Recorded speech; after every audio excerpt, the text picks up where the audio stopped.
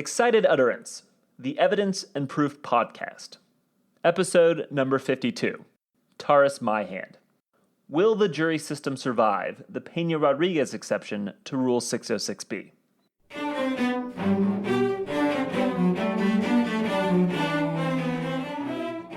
Welcome to Excited Utterance.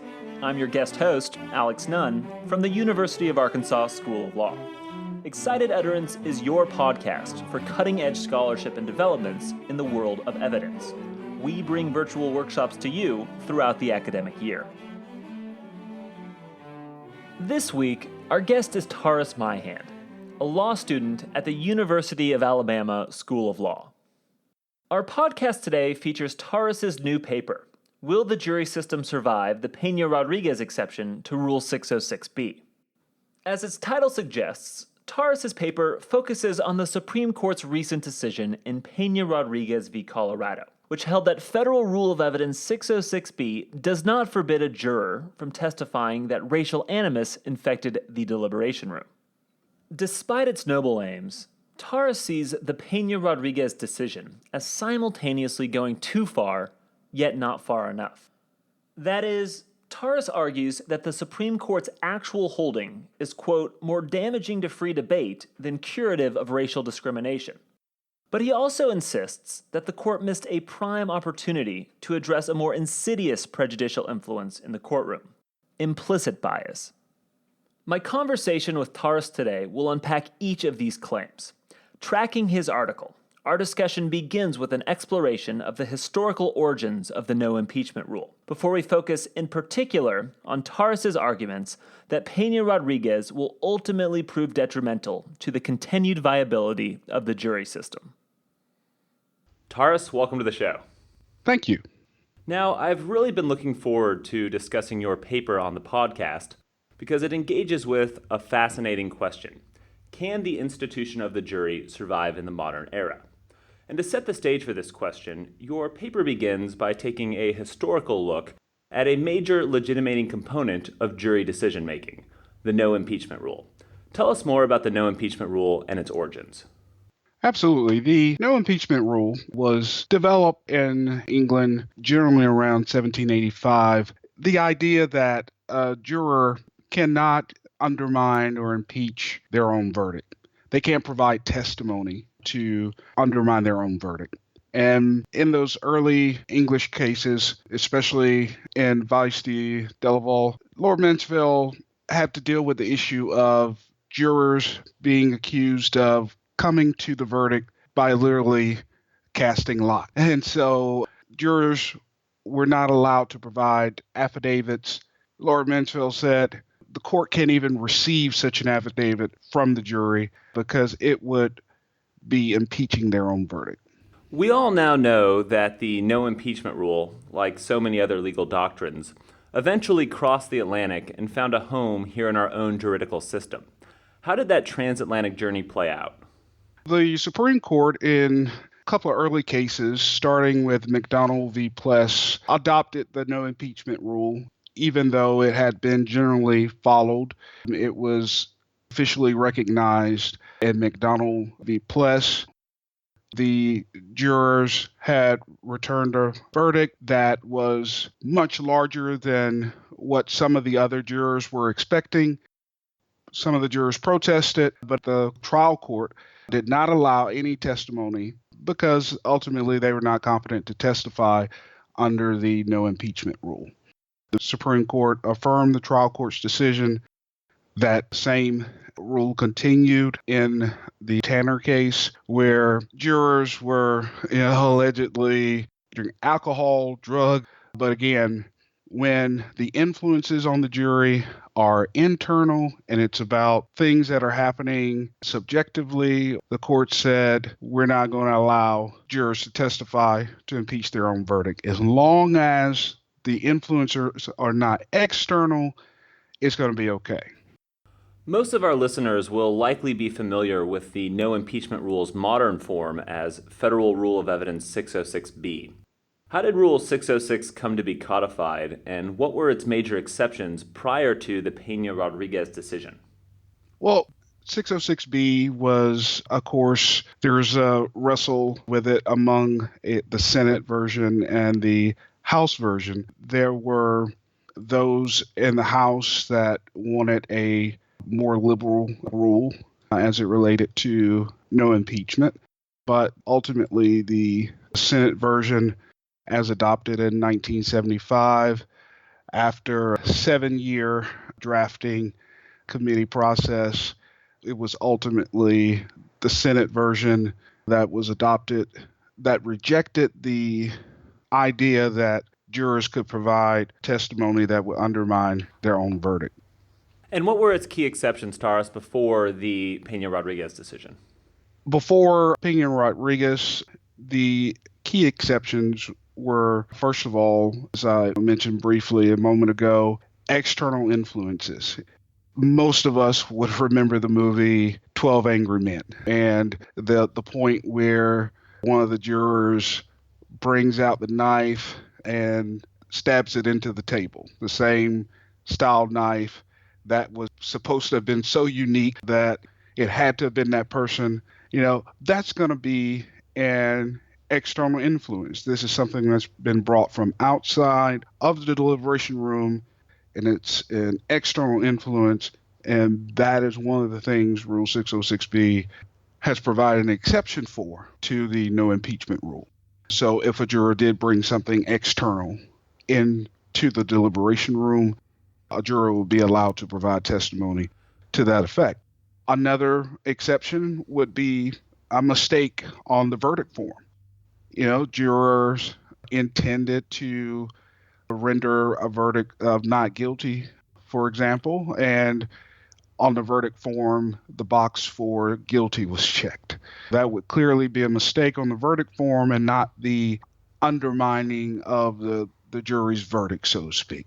The others would be external influences such as communications with an outside party. If one of the attorneys, for example, improperly contacted one of the jurors, those types of external influences, there are exceptions created for those. And generally, those exceptions, as codified in 606B, were drawn out of the early Supreme Court cases. Great. So now that we've set the stage by exploring Rule 606B and its historical origins, I want to turn to why it is that you find the Peña-Rodriguez decision to be so disruptive. First, what exactly was at issue in Peña-Rodriguez? Peña-Rodriguez was a gentleman who was working at a racetrack. There was a 2007 incident where 2 teenage sisters were sexually assaulted. Both of the girls identified the person as being an employee of the facility where Peña-Rodriguez worked, and they separately identified Peña-Rodriguez as the person who assaulted them. One of the jurors during the trial, or actually during the deliberations, made a comment that Peña-Rodriguez, because of his Mexican descent, that, this was just something that they did, that, Mexican men had a bravado that would cause them to believe that they could do whatever they wanted to with women. And this is just kind of what they do. The same juror also made a comment that one of the witnesses that Peña-Rodriguez had on his behalf was an illegal, even though he was clearly an American citizen.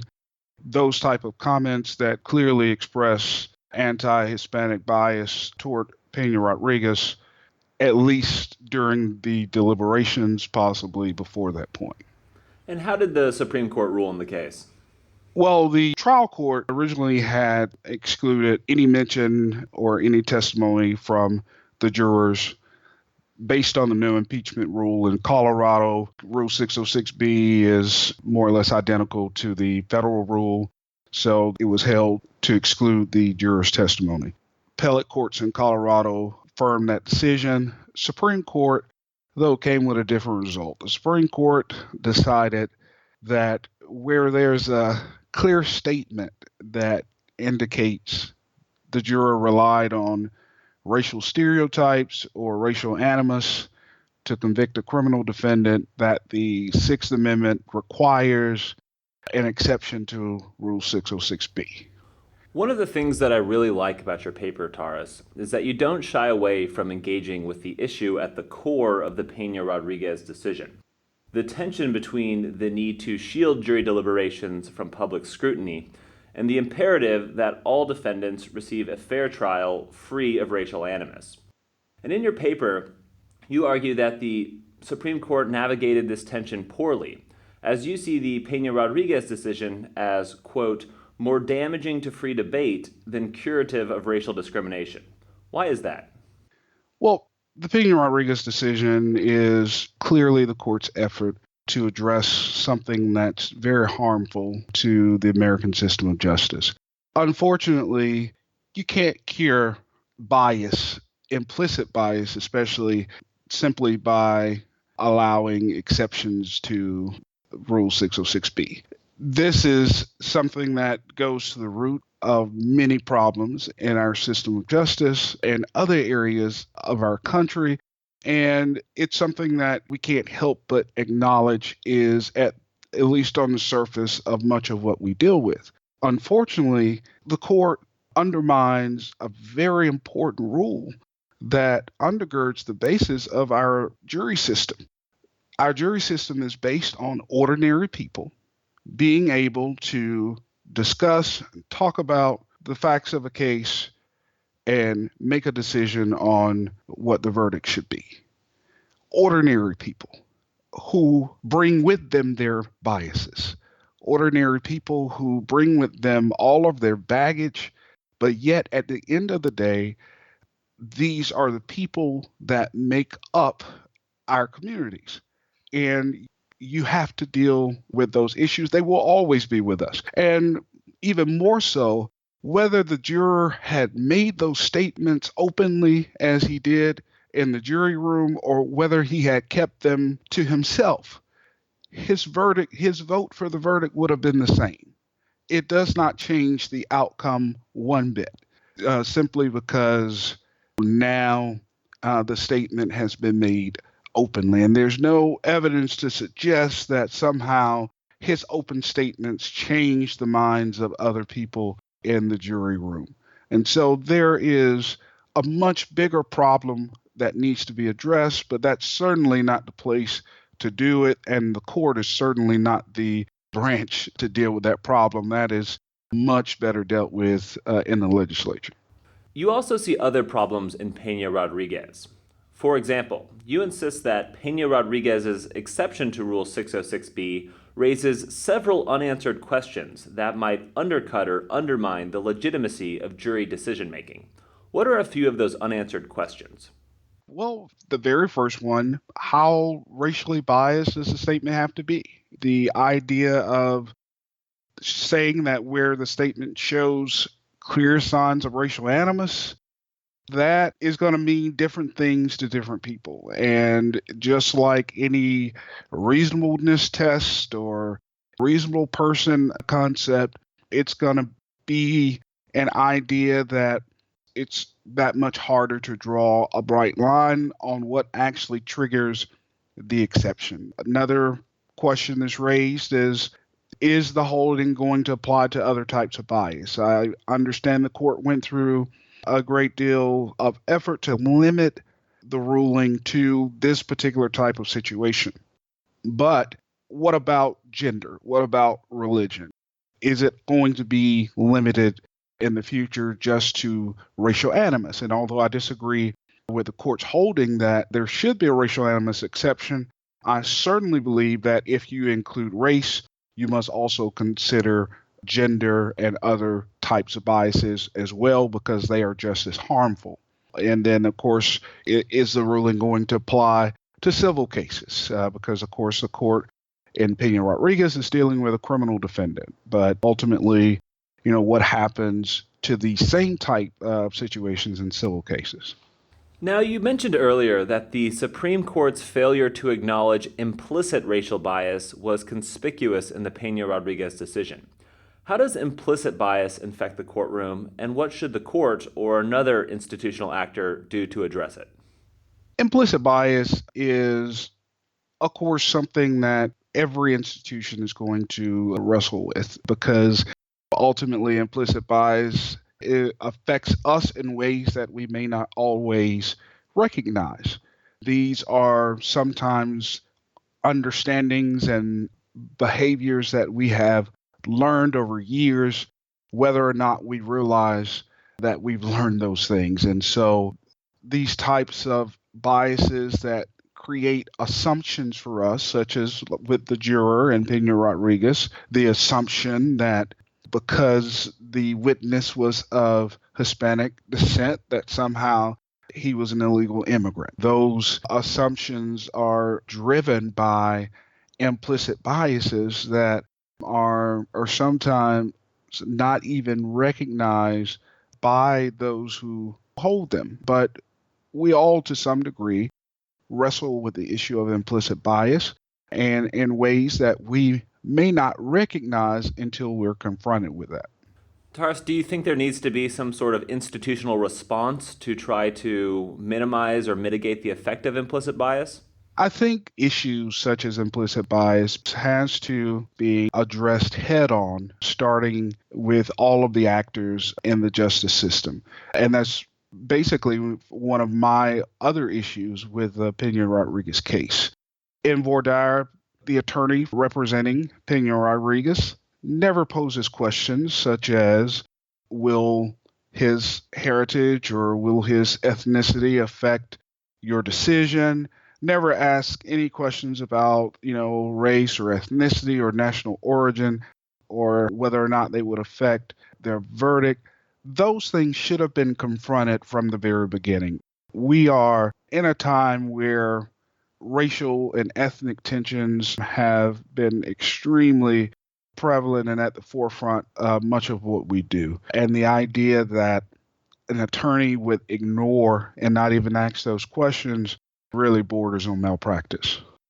Those types of issues should be addressed from the bench. They should be addressed from the attorney. By setting the tone and setting the example, judges and attorneys are able to demonstrate to jurors that we need to think about whether or not we are making decisions based on assumptions, based on biases, based on things that are really inappropriate for us to be basing decisions on. Final question, Taurus. What's next for the literature? What type of paper could shed additional insight on this issue? I've continued wrestling with the issue of implicit bias, not so much continuing with the jury system for now, but right now I am working on the news media's influence on the public as it relates to the reasonable person standard in Fourth Amendment seizure cases. And ultimately, implicit bias plays a major part in every portion of our system of justice. And it's an issue that I'm serious about and will continue to wrestle with in other areas of the law. Well, Taurus, thanks for coming on the show. It's really been great having you. Thank you. I appreciate you having me on. Taurus's paper offers us a wonderful opportunity to consider the deeper implications of the Peña-Rodriguez decision. Implications that cut to the core of how our justice system legitimates its adjudications of criminal guilt. Lying beneath the surface of Peña-Rodriguez's debates over originalism and permissivism, rules and standards, is a shared recognition by each of the opinions that the longevity of our adjudicatory system rests on its perceived authority, that is, its perception as a legitimate means of determining a defendant's guilt or innocence.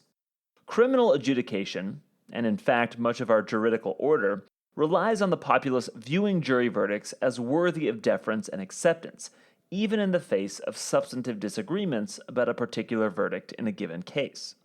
For centuries, the no impeachment rule, which is of course now enshrined in Rule 606b, has been a key means of preserving the legitimacy of those jury verdicts. In the more direct words of George Fisher, it has perpetuated, quote, our systemic faith in the collective wisdom of the common man by concealing rather than excluding mistakes. But history also demonstrates that legitimating elements driving criminal adjudication are not eternal. Indeed, the last millennium is marked by a number of inflection points when perceptions as to what constitutes an acceptable means of determining a defendant's guilt or innocence underwent radical evolution. For instance, as John Langbein has chronicled, the earliest juries, which were of course self-informing, acting as investigator, prosecutor, and adjudicator, only emerged after the demise of the medieval ordeal as a legitimate means of dispute resolution. As the public confidence in one adjudicatory procedure waned, another emerged to take its place. And this evolution has continued until today.